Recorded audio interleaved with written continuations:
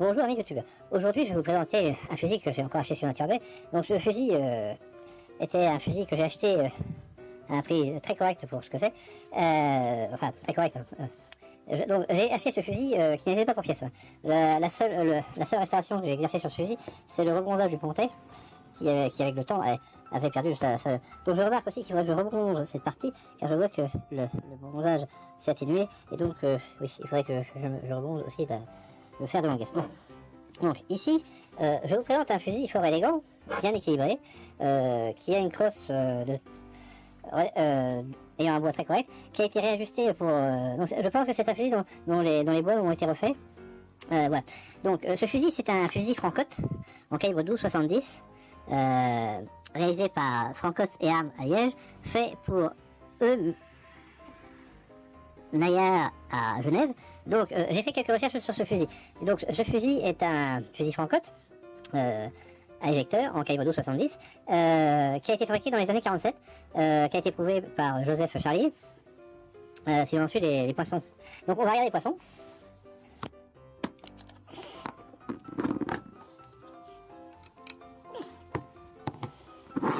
Donc, déjà on voit l'excellente qualité des comment s'appelle de la canonnerie. Bon, alors, que nous apprend les poinçons. Voilà, on va essayer. Donc, alors ici, nous avons le AF typique de la maison Francotte. Ensuite, nous avons le poinçon de la défabrication de Liège. Le lion surmonté d'un PV, c'est pour dire que c'est un fusil qui est éprouvé aux poudres modernes. Le Z, c'est l'année de fabrication, c'est 1947. Et le G étoilé, c'est le poinçon du contrôleur du canon qui est Joseph Charlier. Donc cela permet de nous dater le fusil en année. Donc c'est bien un fusil qui a été fabriqué en 47. Donc ici, nous avons un choc de 18.2 et ici un choc de 18.2. Donc ici nous avons un 18.3 et un 18.3. Donc ici nous avons un poinçon d'un contrôleur. Nous avons ici les marques des épreuves supérieures. Donc ici nous avons bien affaire à un fusil à éjecteur. Hein, donc, avec... voilà. Donc ici avec la fameuse longuesse et avec cette petite pièce qui permet d'assouplir le mouvement lors de l'ouverture. Donc ici les bois sont très beaux, donc je ne sais pas si ce sont les bois d'origine ou si ce sont les bois qui ont été refaits pour le nouveau client. Donc les canons sont dans un état excellent. La ligne de rive bénéficie d'une petite gravure très sympathique. Bon, je vais les remettre en état.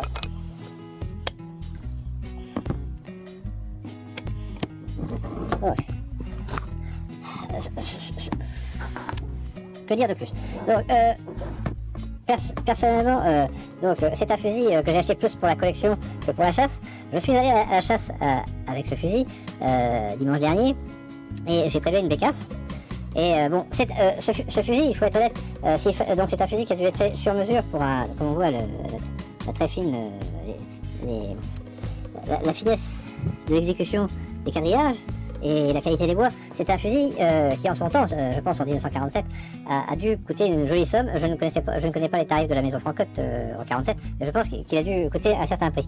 Il a certainement été refait à neuf par l'armurier de Genève, ce qui explique cette rallonge de bois qui a été réalisée. On remarque aussi qu'il y a un quadrillage fin sur la chacotte. Donc c'est un très joli fusil. Donc je dirais qu'actuellement, au tarif des Francottes, un fusil de cette qualité devrait se négocier aux alentours des 2 à 3 000 euros. Le fait que je l'ai eu à 250 euros, c'est un miracle. Cela tient, je pense, surtout au fait que les juxtaposés ont perdu la cote. Mais bon, la maison Francotte reste quand même une des grandes maisons armurières de Liège. Et bon, voilà. Je suis étonné qu'il y ait eu peu d'enchérisseurs sur ce lot. La bonne fortune m'a permis de l'acquérir à un prix fort raisonnable et j'en suis très content. Donc c'est hélas le marché, les juxtaposés n'ont plus la cote. Bon, comme je dirais, malgré que ce soit juxtaposé, ça n'empêche pas de pas jouer du gibier avec. J'ai tiré une bécasse sans aucun problème avec ce fusil qui s'est montré très agréable à monter à l'épaule. Le fait, c'est un fusil qui a dû certainement fait sur mesure, parce que la crosse est légèrement cintrée pour s'adapter à l'œil du tireur. Là aussi j'ai eu de la chance, ce cintrage ne m'a pas nuit en chasse. Donc je dois un peu ressembler au propriétaire, question morphologie ou question œil directeur. Voilà. Donc autrement, comme je dis souvent, comme je suis chasseur plus que collectionneur, et que je chasse en Bretagne et que le temps est des fois assez comment ça s'appelle, assez taquin, j'ai un fusil de secours qui me permet de partir à la chasse par mauvais temps, qui est un robuste que j'avais acheté sur Naturebed pour 30 € pour pièce, parce que la fois c'était cassé, et le week-end-ci, mais le week-end d'avant, j'ai encore pas eu de me casser avec, donc je pourrais dire que pour chasser, que vous ayez un fusil à 30 ou à 30 000 €, le principal c'est le chasseur et l'arme, si elle est de bonne facture, que ce soit un fusil Manufrance à 30 € ou un fusil Francotte à 3 000, il ne vous fera pas de défaut s'il a été réalisé par des armées compétents.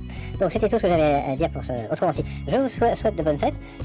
Bon, si vous êtes chasseur ou collectionneur, je vous conseille d'aller faire un petit tour sur le site Naturebed. Je n'ai aucune action, seulement bon, avec l'évolution actuelle disons la population de chasseurs en France diminue, il y a énormément de personnes qui héritent d'armes, de grands-pères, et donc il y a sur le marché, au niveau des juxtaposés, une grande quantité d'armes, et donc il se peut que vous soyez aussi chanceux que moi, vous ayez que vous puissiez acheter un Francotte à un prix fort raisonnable. Voilà, bon, mais j'avoue que celui-ci est à un prix exceptionnel par rapport à la qualité de la réalisation.